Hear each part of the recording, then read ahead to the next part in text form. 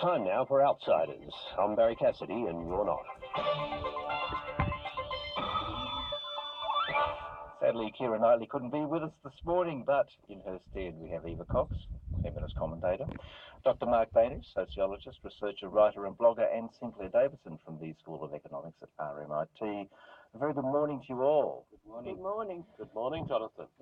Eva, the news this morning, and this perhaps will come as a shock, perhaps not, of the shelving of the paid parental leave scheme. But who knew?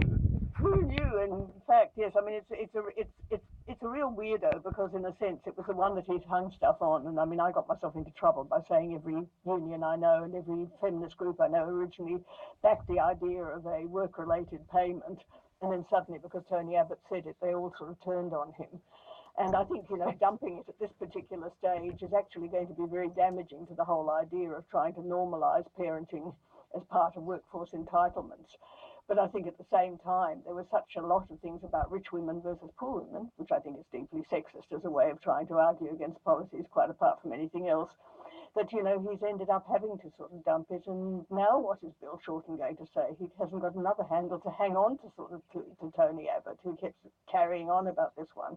And it points, Sinclair, too, to the difficulty, and the government must anticipate this, that it's going to have as Parliament resumes with shepherding the budget through the upper house. I don't think they want this distraction. Yeah, I think so.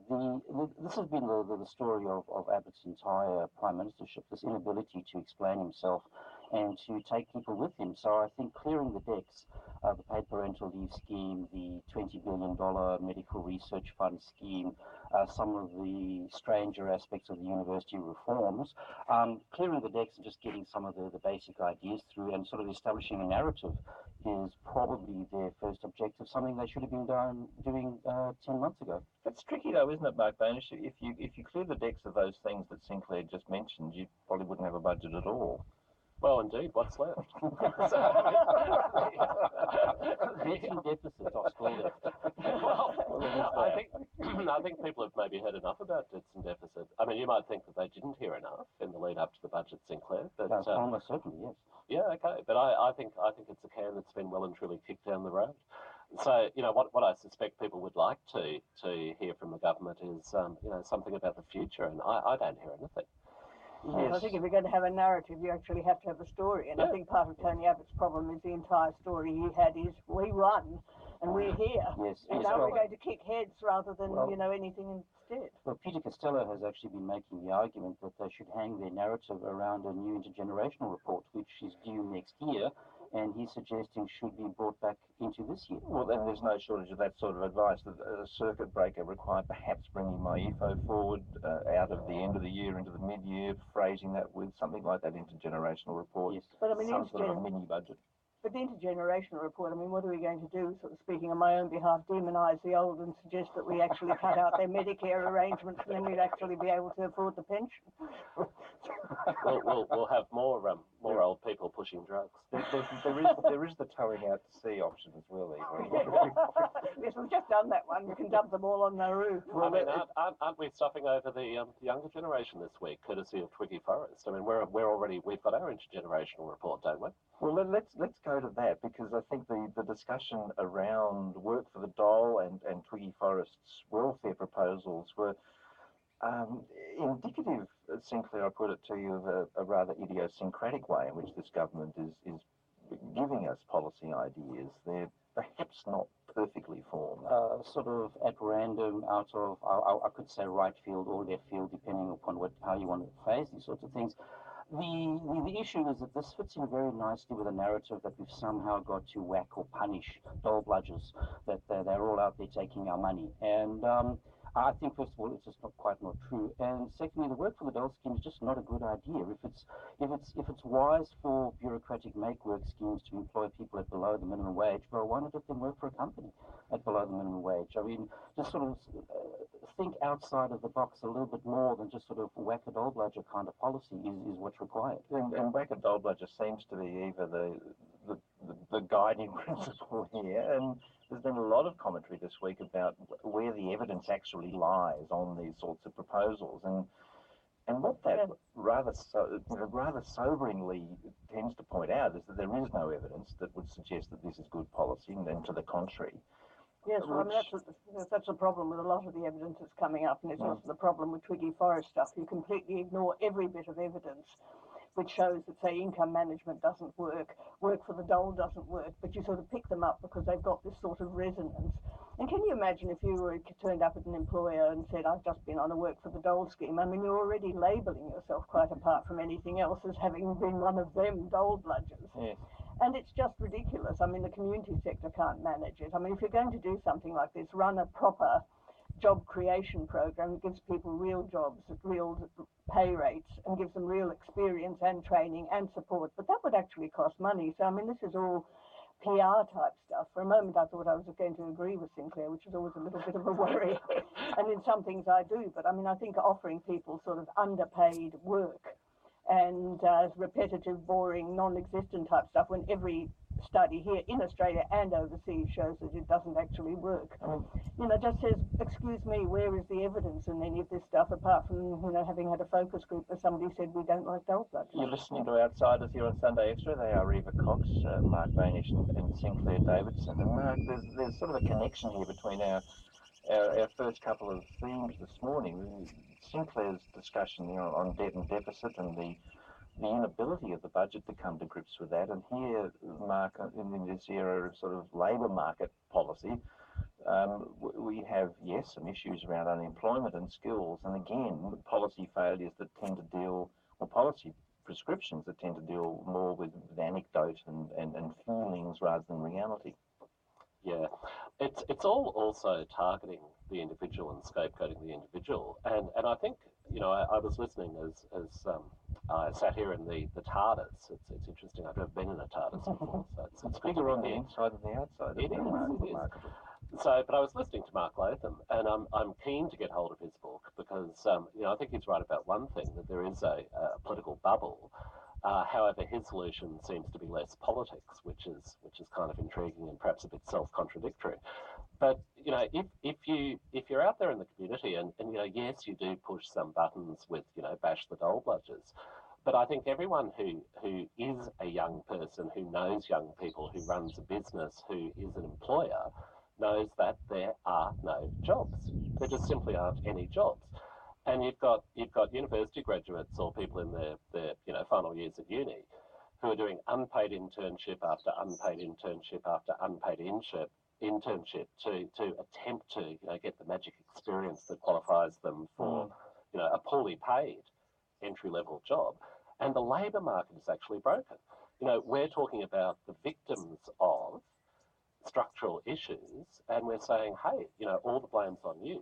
What we're not looking at is we're not looking at the supply side, if you like. We're not looking not just at creating jobs, but at the whole structure of how we get people into the workforce. And that's the really interesting thing, that the evidence does actually suggest that that's where you need to look, that you need to, especially as we have this young people, old people, particular issues in employment, that it's about encouraging employment in those portions. And young people into the market. There was an article, I think, in the Financial Review this week saying this is the worst graduate employment market since the recession of the 1990s. Now, this is a problem, and of course in the university sector everybody's running around saying, oh goodness, what are we going to do about this? There's not actually much we can do about this. We actually need to get the economy humming again, and unfortunately since the global financial crisis, the economy just hasn't recovered in the way in which we would have hoped, in the way in which we would have expected. And we do actually have serious youth unemployment problems. We have unemployment problems across the board, of course, but serious youth unemployment problems, getting young people into jobs where they can actually get on with their lives. The government will continually claim, though, that getting the economy going is precisely what they're targeting policy. Well, that's what they claim, but to be quite honest, I see a continuation of Mr. Swan's policies in Mr. Hockey's behaviour. He talks a talk, but his actions are actually quite different. So I do think that our friends in Canberra should be getting out more and agreeing with Mark. We should have more politics. We should have more retail politics. We should have our politicians leaving Canberra and going to talking to people who are parents of 15, 16, 24-year-old kids who are struggling to get into the market. And the problem, Eva, for the government is surely that especially when we're looking at these proposals around jobs and work for the dole and applying for 40 jobs a month, a lot of the negative sort of response to that has been from small businesses, been from the traditional constituency of the government that sees an avalanche of job applications coming their way. I know, can you imagine having to deal with them, quite apart from the sort of terrors that it puts on the people trying to put the applications in. But I think, one of the things we do have to look at is, A, the demand side in terms of the fact that we need more jobs. But the other thing is that we need to also look at all the prejudices of employers. They don't like the very young, and they don't like people without experience because that means they've got to train them. They don't like people over the age of 45 because they're obviously senile. And they don't like people who are fat, and they don't like people with foreign names, and they don't like people who just don't fit the main thing. So in a sense, what they're doing is recycling people who are in the workforce, in the jobs that are available, or people who just come out of the workforce, and people who are long-term out of the workforce. It's no use sending them off to another course. It's no use making them write any more job applications because they don't even hit the things. I mean, there's no possibility of them even getting an interview. So I think we do need to look at the prejudices of employers. And the other thing I'd like to suggest, which I've been suggesting for some time, let's have a look at those people who are overworked and start actually talking about cutting back working hours, because we know, for instance, I keep quoting this, that Belgium has the shortest working week in Europe and the highest per hour productivity. So why do we still have workers who are expected to do 10 and 12 hours a day in many cases, when that would actually free up some of the job market and increase hourly productivity? I mean, I just think we've got to actually go a bit sideways on some of this stuff and have a look at where jobs are, and maybe the government should stop shedding jobs because that actually adds to the problem, and we never make a noise about those either. As a policy description, whack-a-dole-budget doesn't quite cut it. It's 11 minutes away from 10 o'clock. This is Outsiders here on Sunday Extra. Eva Cox, Mark Bainish, Sinclair Davidson, and asylum seekers has been something of a talking point this week. What has the department's reaction been to your report? The department's has been fairly, I guess it's fair to say, negative towards that report. What do you mean by that, Dr. Young? Concerned about what the figures are showing.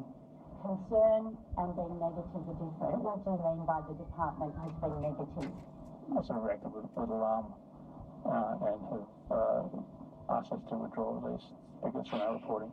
I beg your pardon? Asked us to withdraw the figures from our reporting. Who asked you to withdraw the figures from your reporting? I'm not sure exactly. It comes from the department. So there we had it in midweek, evidence that rather alarming reporting on the psychiatric health of asylum seekers, and in particular kids, suppressed by the Department of Immigration, and the evidence there to an inquiry from the Human Rights Commission. And Mark Bainish, this was compounded late in the week with the news of asylum seekers being shipped off in the dead of night to Nauru. We're grappling here with, yes, the boats have all but stopped, but the psychological consequences for those who might have been on them appear to have been fairly extreme. Well, it's the forgotten people, Jonathan. It's Menzies. It's not Menzies small business people. For this government, asylum seekers are the forgotten people. It's hear no evil, speak no evil, and all the rest of it. It's we've gone through a week where we're seeing sort of trauma, if you like, played out on a world scale. What's happening in Gaza. We've got the aftermath of the MH17 crash. We can look at Syria. We can look at ISIS. And our government is playing a role in not just creating this trauma, but reproducing it and entrenching it. It's abhorrent. It's absolutely abhorrent. Simply, Davidson, yes, please. Well, I just wanted to pick up because, we were talking a little bit about what Mark Latham was talking about earlier, and I think what Mark was just, Mark was saying, was this sort of issue. Mark Latham was talking about lack of trust in government. If government starts suppressing information and deliberately asking for medicos to leave it out, if governments in the dead of night ship people off to an island because some of them said they didn't want to talk to the Indian embassy and most of the others were not even asked, if the government starts acting as though they are a totally authoritarian government on those people that it can persecute because they don't have the same rights as the rest of us, it's not too surprising that we have a loss of trust in government. And I just think this adds to the fact that, people start feeling they can't trust the government to do the things which have got even some basic sense of right and sense of care of other people. No, and you've got the irony too of that story coming out through an inquiry by the Human Rights Commission, and on the other hand, you've got Tim Wilson's Freedom Fest going on in Sydney soon. And, so we've heard a lot from this government about the right of freedom of speech, but this is directly contrary to it, because, what freedom of speech is premised on is it's premised on truth and honesty and transparency from government. The public cannot make up its mind unless it's given that information. The information is just being hidden away. Simply, the boats stopping, that's the end. Does that justify the means? No, it doesn't. We've actually had for a long time a bipartisan policy to dehumanise asylum seekers in Australia, and under the guise of stopping the business model of the people smugglers. Now, you don't break the people smugglers, you're actually breaking the people. Now, this is a consequence of breaking the people. This is what should have been entirely expected. I'm not at all surprised by these results. I'm also not at all surprised that the government wants to cover it up. And I suspect almost any government. At the last election, we actually had the Labor Party trying to outflank the Liberals on the right on this particular policy. So it's appalling behaviour all round. And I think once the costs of this behaviour become apparent, people will actually change their minds pretty radically. They don't want to see this sort of thing. Simply thank you, Eva, Mark Bainish too. Thank you as well. I mean, it's a deeply vexed issue. Outsiders this week, Eva Cox, feminist commentator. Dr. Mark Bainish joins you as well, a sociologist, researcher, writer and blogger. And Sinclair Davidson from the School of Economics at RMIT. There will be more outsidering at about this time next Sunday morning.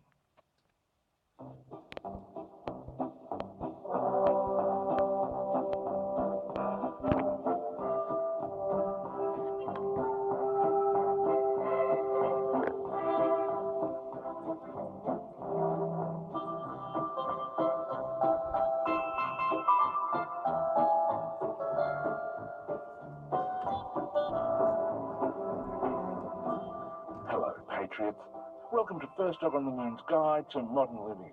I'm Walkley Award-winning cartoonist for The Guardian, First Dog on the Moon. A funny thing happened this week at the relaxed and comfortable offices of The Guide to Modern Living, here on the top floor of Latte Towers, all part of the leafy campus of the First Dog on the Moon Institute. As the interns and I watched from the spa, a large number of semi-trailers reversed up the gravel drive to the Janet Albrechtson Memorial loading dock and disgorged what can only be described as a tsunami of correspondence.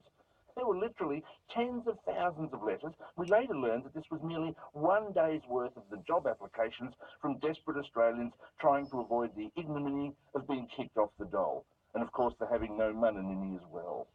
The Tony government's requirement that all job seekers apply for 40 jobs a month will result in 18 billion job applications arriving in businesses across the land every minute. Like so many other things, the government has thought this through all the way to the important pointy bit at the end, the bit where the people who actually do things are. This is a do first, ask questions later government. Sorry, no questions. As a little insight into how it is for folks out there in Centrelink land, we're going to share a few of the applications with you today. The first application was from a Ms. Sarah Hanson-Young of Canberra, and Sarah writes, "To whom it may concern, I recently completed 11 years of unpaid work experience at Baker's Delight. I volunteer at many community organisations around the country, although a lot of them have moved when I go back a second time. I'm really keen to help and will do anything as long as it involves me getting on the telly. Warm regards, Sarah." Isn't that nice? Here's one from a Mr. Mark Latham of Campbelltown in New South Wales.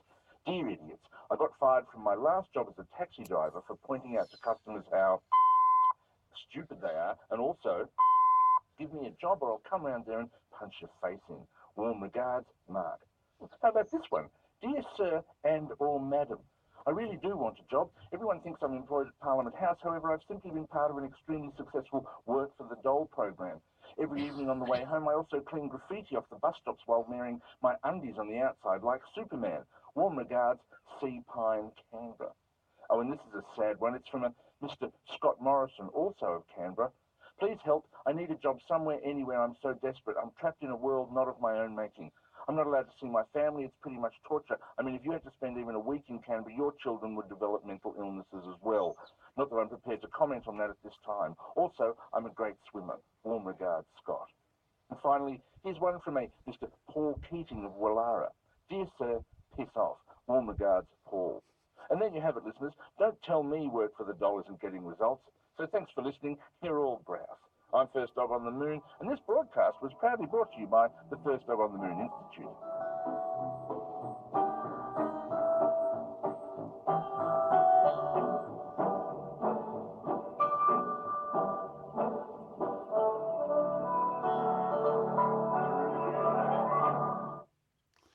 Yeah, that's pretty much the way of it. Most of my week was spent furiously burning because on the 1st of August, the fire danger season arrived in northern New South Wales. Today's the 3rd of August and we wake up to the news and heard it going to bed that Yamba was being threatened by fire and houses on the outskirts and caravans and whatnot. This morning we hear that 3 people were rescued from the fire. So I don't know how that's going to modify my chances of acquiring a permit to continue the program. But yeah, while I've been locally acting, I have been ear-fed with stories about how Andrew Forrest, nicknamed Twiggy, who's an Australian mining magnate, who was last heard of being patted on the head because he was voluntarily undertaking to employ a fairly high fixed percentage of his workforce from Aboriginal Australians. Well, he was asked by the government to go off and come up with a proposal to increase employment. So he decided that what needed to happen was anybody in receipt of government benefits, unless it was an old age pension or unless it was a military pension, they shouldn't be given money in their bank account. They should have a healthy living card, and that would allow them to pay for rent. So they weren't allowed to own a house because that would involve paying rates. They were only allowed to pay for rent and groceries and utilities bills like gas and electricity. So if they had a car, they couldn't buy petrol for it. And if something broke in the house, they couldn't buy a tube of araldite at the hardware shop to fix whatever's broken. This is to stop them from using their hard-earned dole money that taxpayers have to fund, or their hard-earned disability support pension that taxpayers have to fund, to buy themselves a case of beer at the bottle shop and have a few beers every night at the end of a day of doing their best to hold things together in their lifetime while trying to make ends meet and not accrue further debt. Oh, no, they're not allowed to buy anything. They're not allowed to make any decisions apart from which groceries to buy on their Twiggy Forrest card. Well, that proved to be even too much for Tony Abbott's fascistic tendencies.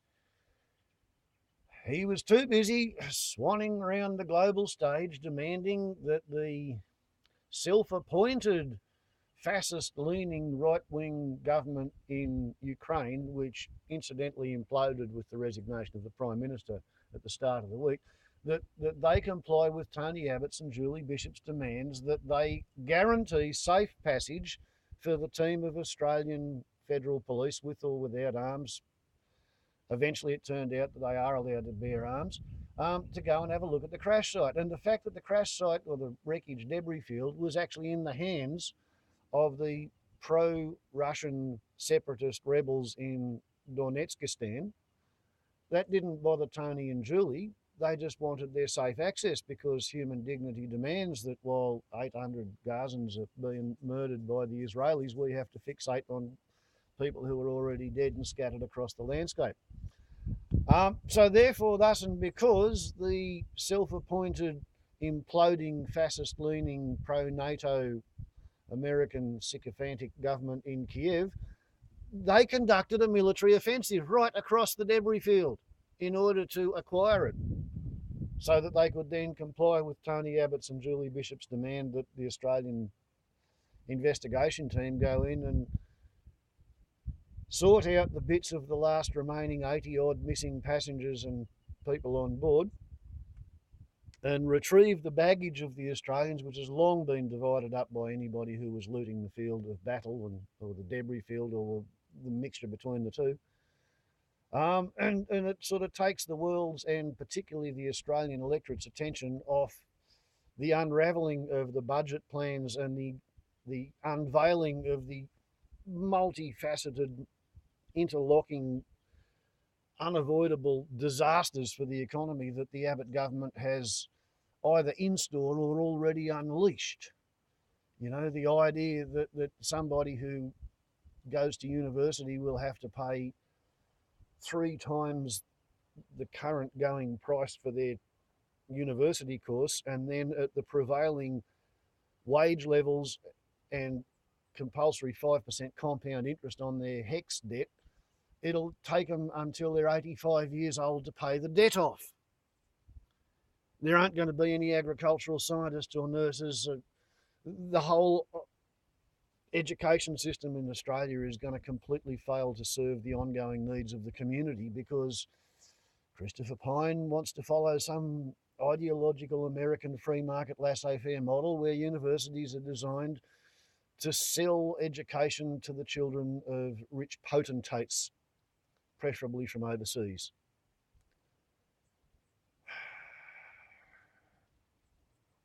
Ian Macfarlane's organised to sell all the gas in Eastern Australia to Asia so that the Australian remaining industrial economy can fall on its arse and drop dead. The people who make the fertiliser to sell to the farmers, they're going to close down because they can't afford the gas to make the fertiliser with. So that nails all the National Party voters. Sorry, fellas, tough shit. Try growing your tucker on sand and rocks. Ian Macfarlane's selling the gas you guys used to make your fertiliser out of. Good luck if you were planning on having a motel or anything that was gas heated, or a restaurant that was gas cooked, or a bakery, or a brick kiln, or a cement kiln. No, you can all go to buggery. And that's all for the good of the economy. You ask Mr. Macfarlane, you ask Tony Abbott. And we committed piracy in the Indian Ocean, picked up a boatload of people running away from India who were nowhere near Australian territorial waters or land, and we kept them in the hold for 57 days, or was it 37 days, some inordinate amount of time until the court said you've got to let them out. Then they brought them to the Curtin Detention Centre where the victims of piracy refused to speak to the Indian authorities they were running away from. So now we spirited them away in the middle of the night to Nauru because Tony Abbott's determined to make sure that you can't come to Australia on a boat because the Aborigines didn't stick enough fucking spears into Captain Cook or Governor Arthur Phillip or any of the other boat people who showed up from the dysfunctional Euro-peon economy where people were starving at the time and they wanted somewhere else to go and look for resources to steal. It's all a bit depressing. Life in Abbottania. Warble's on a lot to YouTube. Ciao.